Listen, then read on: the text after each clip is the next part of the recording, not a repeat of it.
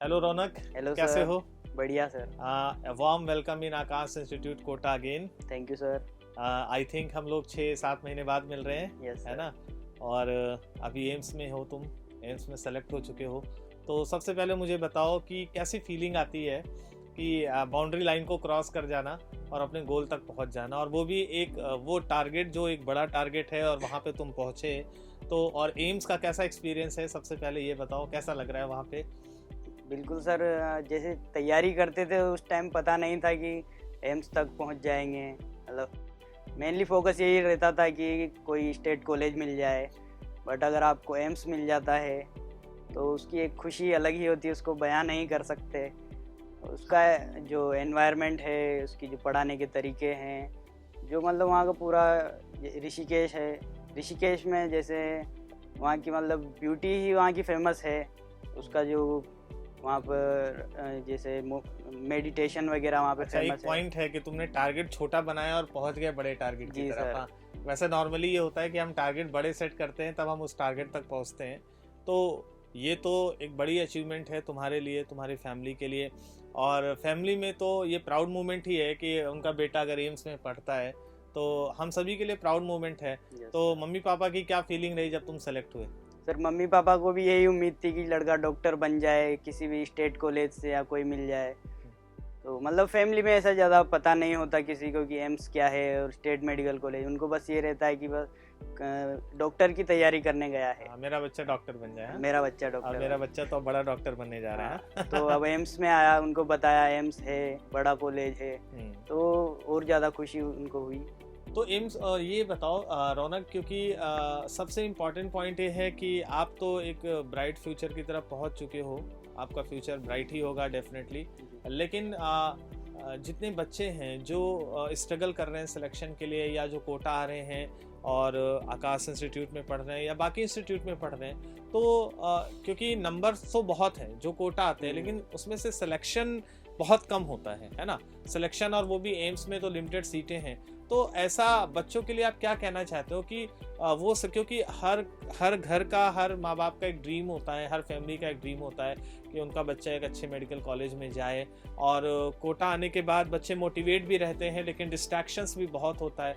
तो बच्चे किस तरह से तैयारी करें और अपने आप को किस तरह से डिस्ट्रैक्शन से बचाएं, है ना? और स्पेशली जैसे आप आकाश इंस्टीट्यूट कोटा में क्या ऐसी चीज़ें आपको है जो बाकी से डिफरेंट लगती है, या किस तरह से प्रिपरेशन हुई, या कैसी आपको मेंटरशिप मिली, या टेस्ट पेपर की क्वालिटी क्या थी, टेस्ट पेपर से आपको कितना फ़ायदा हुआ?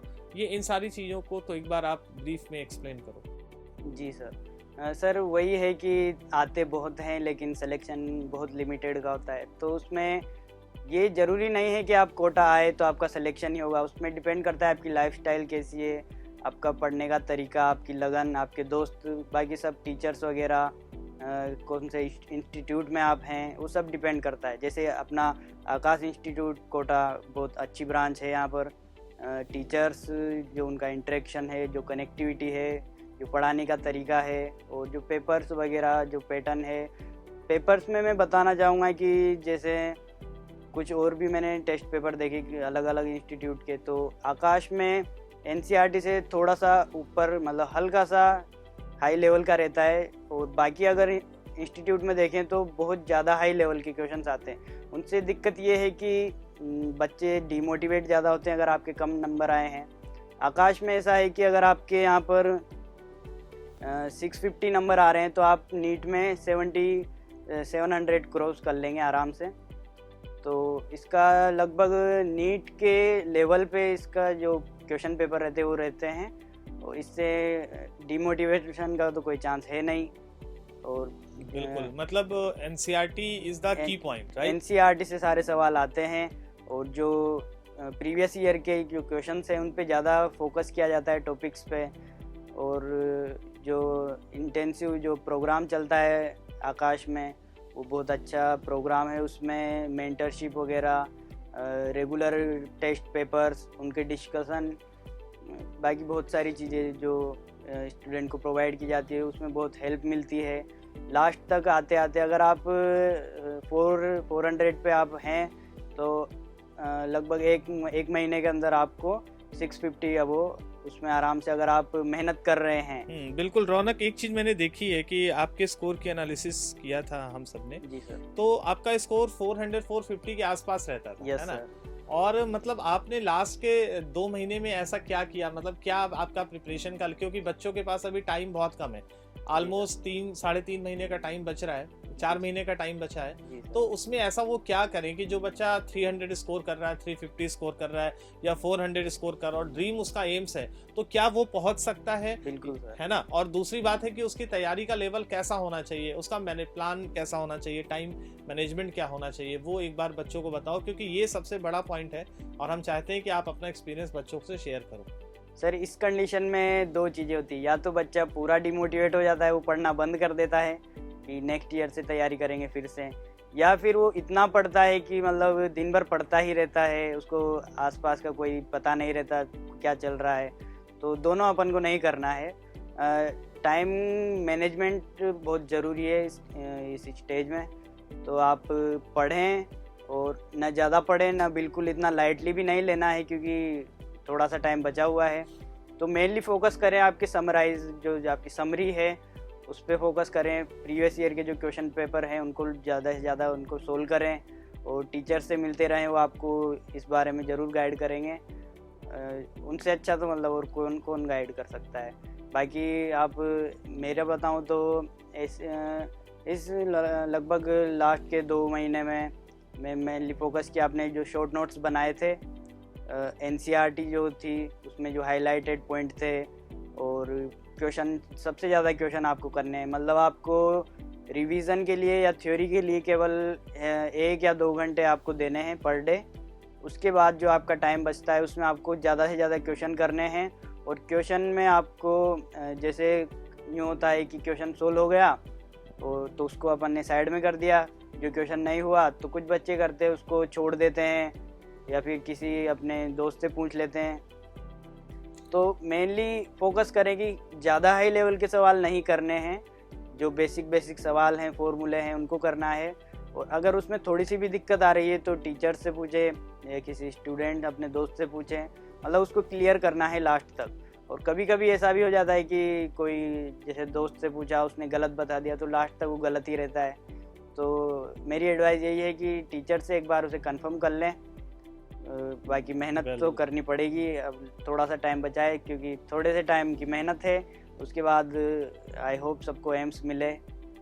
के बाद एक्चुअली में शॉर्ट नोट्स का तो बहुत ही इंपॉर्टेंस है, क्योंकि लास्ट टाइम में आई थिंक रिवीजन पूरे चैप्टर्स तो मोटी काफी बढ़ जाती है, तो short notes is very important, क्योंकि शॉर्ट नोट्स होगा तो कम समय में बच्चा पूरी प्रिपरेशन कर सकता है। डेफिनेटली बच्चों को शॉर्ट नोट्स बनाना चाहिए। एक और पॉइंट पे मैं बात करूंगा, क्योंकि मेडिकल के लिए सबसे बड़ा चैलेंज है बच्चों के लिए फिजिक्स। एक फिजिक्स का जो फियर है, जो फिजिक्स का डर है, वो कैसे निकाले बच्चे, है ना? क्योंकि ऑलमोस्ट हम लोग जितने भी बच्चों से मिलते हैं, वो चाहे बहुत अच्छा बच्चा हो या मीडियोकर बच्चा हो, लेकिन वो फिजिक्स उसके लिए बड़ी चैलेंजिंग होती है ना? तो फिजिक्स को कैसे इम्प्रूव करें, क्या करना चाहिए ऐसा?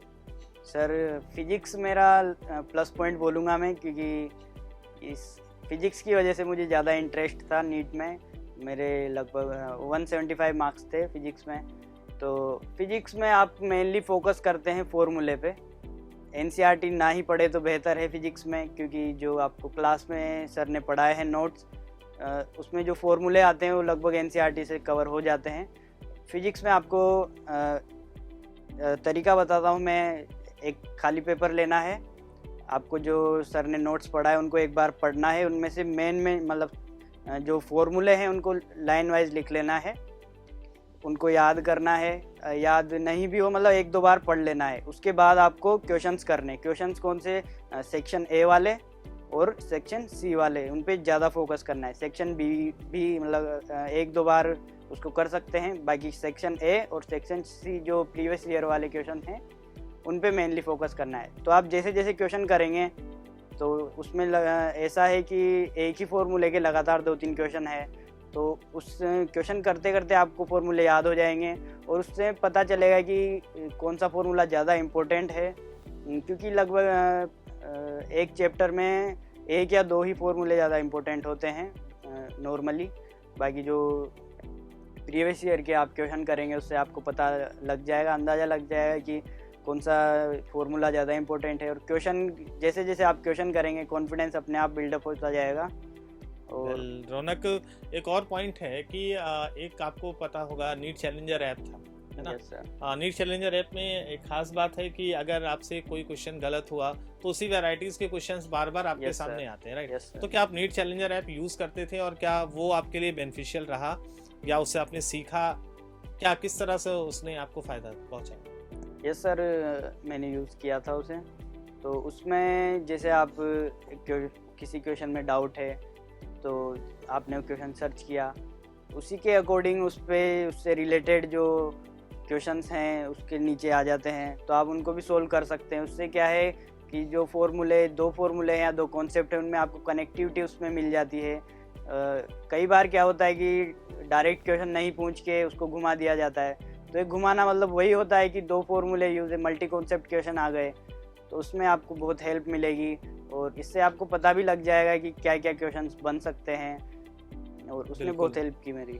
तो ये तो हो गई आपकी सक्सेस स्टोरी। और एक और पॉइंट है कि 2 पॉइंट है लास्ट टाइम जाते जाते आपसे मैं पूछना चाहता हूँ। बच्चों को एक गुड मैसेज आप दो और बच्चों को एक मोटिवेशनल मैसेज दो, और साथ साथ ये बताओ कि ये किस तरह से तुम्हें आकाश इंस्टीट्यूट में क्या ऐसी चीज़ तुमको मिली, क्योंकि तुमने आई थिंक 1 साल पहले भी तैयारी की थी किसी अदर इंस्टीट्यूट से। Yes sir. तो क्या डिफरेंस तुमको लगा, और वो डिफरेंस बच्चों को बताओ जिससे वो मोटिवेट हो और उन्हें क्या करना चाहिए लास्ट टाइम में, तो ब्रीफ में एक्सप्लेन करो। Yes sir.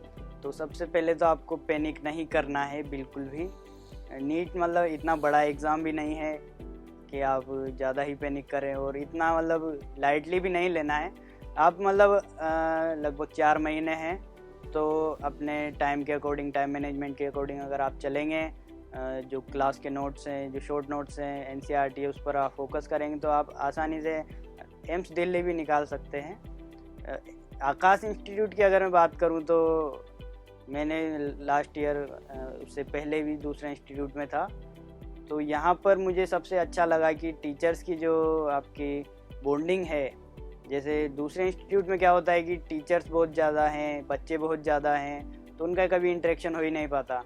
यहाँ पर क्या है कि बेस्ट टीचर हैं, टीचर्स अच्छे हैं, बच्चे भी, टीचर ज़्यादा है, बच्चे ज़्यादा हैं, और जो आपका डाउट डिस्कशन वाला जो काउंटर है वहाँ पे आपको टीचर्स अवेलेबल रहते हैं हर टाइम।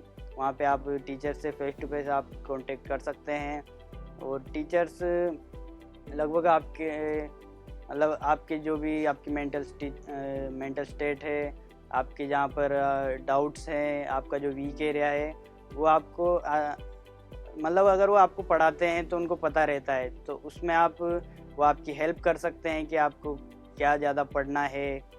लगभग ये आपके मतलब पापा की तरह ही मान सकते हैं आप इनको। बिल्कुल, बहुत पेरेंटिंग, बिल्कुल वो तो है ही है। बच्चे को अपने बच्चे की तरह ही पालना होगा, अपने Yes. बच्चे की तरह ही पढ़ाना होगा। वेल रौनक, मेरी तरफ से, टीम आकाश कोटा की पूरी टीम की तरफ से और आकाश की तरफ से आपके फ्यूचर के लिए खूब सारी बेस्ट विशेस। आप लाइफ में ऐसे ही आगे बढ़ते जाएं और कंट्री को सर्व करें, फैमिली को सर्व करें और एक बेहतर इंसान बने। मेरी तरफ से lots of wishing. Thank you so much Raunak. Thank you sir.